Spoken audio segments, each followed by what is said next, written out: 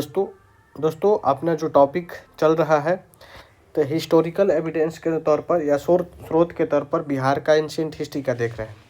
तो बिहार के अंतर्गत जो स्रोत के तौर पर यानी कि हिस्ट्री का स्रोत कौन है एंशिएंट हिस्ट्री का, तो हम लोगों ने दो तरह का देखा है। एक लिटरेरी सोर्सेज देखा था, एक नॉन लिटरेरी सोर्सेज देखा था।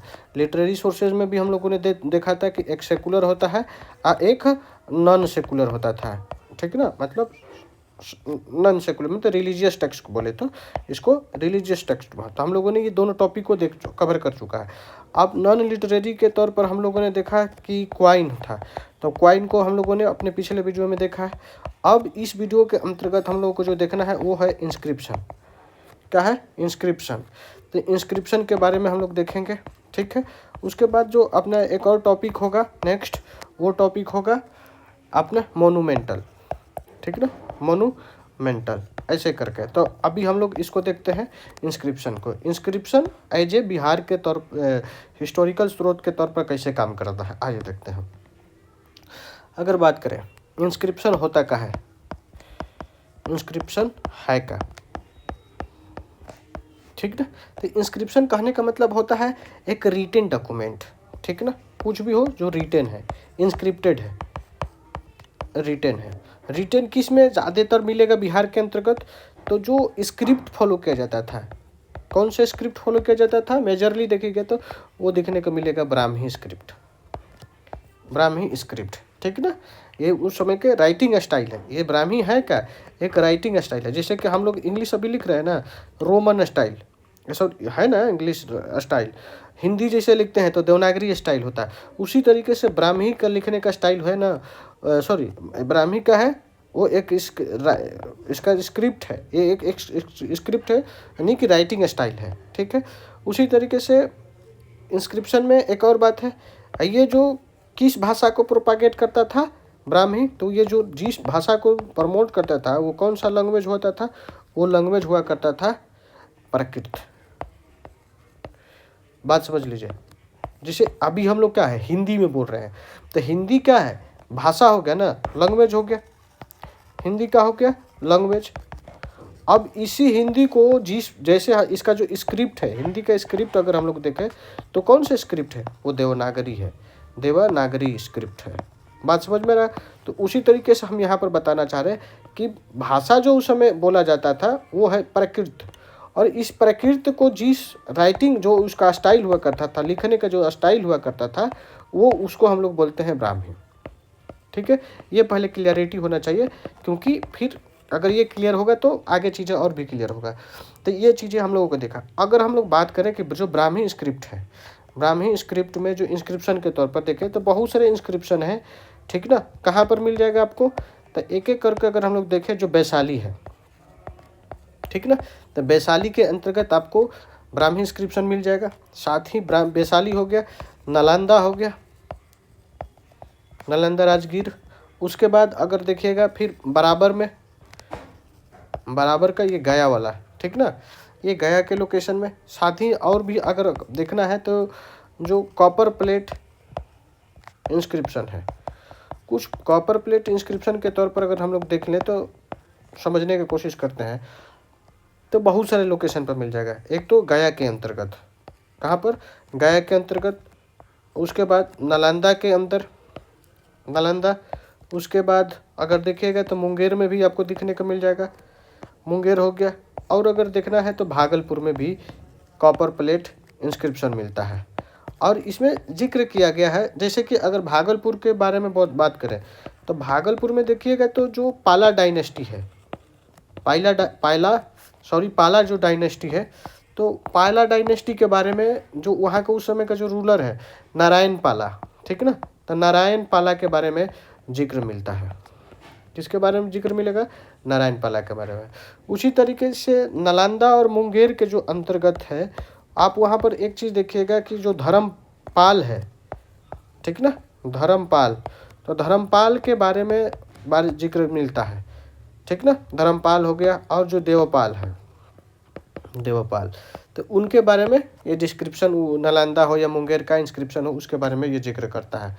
तो आप यहाँ से हम लोगों ने देखा कि इंस्क्रिप्शन के तौर पर क्या क्या है और इंस्क्रिप्शन क्या होता है, किस तरीके से होता है, इस तरीके से हम लोगों ने समझा। अगर हम लोग जो नेक्स्ट जो टॉपिक है इसी में देख लेते हैं, वो है मोनूमेंटल। क्या है? मोनूमेंटल। तो अगर मोनूमेंटल के तौर पर अगर हम लोग बात करें, मोनूमेंटल, ठीक ना, एज ए हिस्टोरिकल स्रोत, ठीक ना।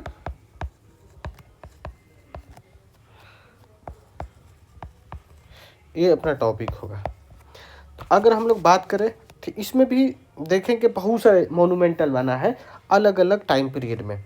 तो अगर हम लोग बात करें जैसे कि अलग अलग टाइम पीरियड में, तो हम लोगों ने बात किया था कि जो बिहार का हिस्ट्री है, क्रोनोलॉजी थोड़ा सा समझा था।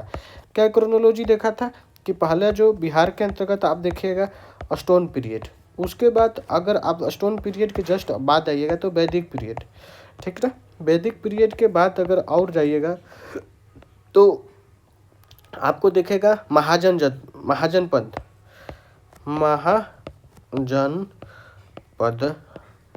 ठीक ना, महाजनपदा। यही बाद में हम लोग देखेंगे कि महाजनपदा कैसे क्या करते हैं। इसके बाद महाजनपद के बाद आपको एक और दिखने को मिलने लगेगा मगध का पीरियड, ठीक ना, या Mauryan period. Sorry, extremely sorry, oh my God. तो ये महाजनपदा हो गया। उसके बाद हम लोगों को जो देखना, इसी महाजनपदा में हम लोग देखेंगे 16 महाजनपद। लेकिन जो नेक्स्ट जो क्रोनोलॉजिकल होगा वो होगा मौर्यन पीरियड, ठीक ना, मौर्यन पीरियड। मौर्यन के जस्ट बाद अगर हम लोग देखें तो अगर ये आ जाएगा लेटर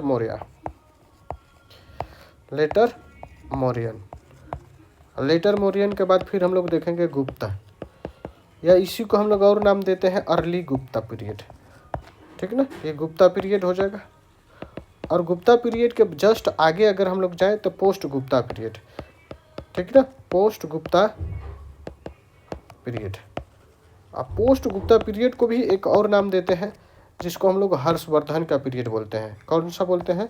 हर्षा पीरियड, हर्षा का पीरियड, ठीक ना। पुष्य भूति डायनास्टी जब हम लोग पढ़ेंगे तो वहाँ पर ये पता चल जाएगा। तो इस तरीके से हम क्रोनोलॉजी वाइज अगर देखने की कोशिश करेंगे बिहार के हिस्ट्री के, तो इसमें भी अगर स्टोन एज की बात करें तो स्टोन एज भी अपने पास 3 प्रकार का होगा, 4 प्रकार के देखेंगे हम लोग यहाँ पर, क्योंकि अलग नॉर्थ इंडिया में अलग होता है, साउथ इंडिया में, लेकिन हम दोनों को हम लोग एक ही साथ लेकर चलेंगे। पहला जो पीरियड है पैलियोलिथिक पीरियड, दूसरा जो पीरियड है अपने बिहार का तो होगा मेजोलिथिक पीरियड, थर्ड वन जो पीरियड होगा वो होगा नियोलिथिक पीरियड, और थर्ड वन जो पीरियड होगा वो होगा चालकोलिथिक पीरियड,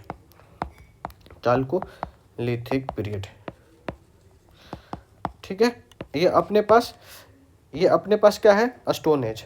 अब बात आ रहा है कि भाई पैलियोलिथिक पीरियड का बिहार में कहाँ एविडेंस है। तो पैलियोलिथिक पीरियड का बिहार में एविडेंस के तौर पर अगर देखा जाए तो बिहार में मुंगेर में, ठीक ना, मुंगेर का इलाका, साथ ही साथ अगर देखने की कोशिश करिएगा तो जो नालंदा का जो रीजन है, तो नालंदा वाला भी रीजन में आपको पैलियोलिथिक इरा का एविडेंसेस मिल जाता है, ठीक है। अब अगर हम लोग बात कर रहे थे पैलियोलिथिक तो हो गया, अब मेजोलिथिक टाइम पीरियड की, किसकी? मेजोलिथिक। तो मेजोलिथिक टाइम पीरियड के अगर तौर पर अगर देखें तो बहुत सारे एविडेंसेज है बिहार में, ठीक ना। लेकिन उसमें से जो इम्पोर्टेंट आपको बिहार में देखने को क्या मिलेगा कि फर्स्ट टाइम आप देखिएगा कि बिहार के अंतर्गत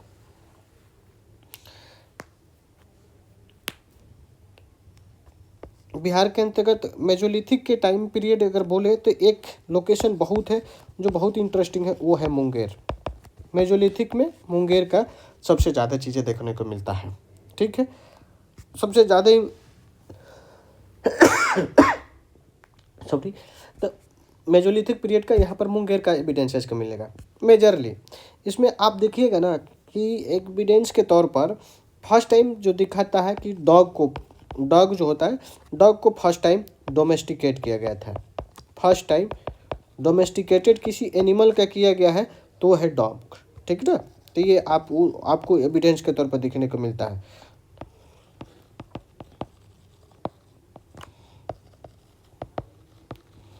ये हो जाएगा। अब हम लोग देखते हैं कि स्टोन एज में नियोलिथिक साइट कहाँ है बिहार के अंतर्गत। तो नियोलिथिक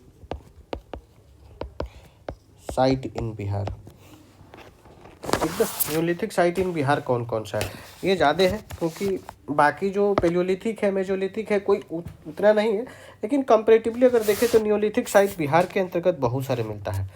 अगर एग्जाम्पल के तौर पर बिहार में देखें, ठीक ना, तो अगर थोड़ा सा डायग्राम बनाया जाए तो समझने का कोशिश हो जाएगा। इसको थोड़ा देख लेते हैं डायग्राम के थ्रू।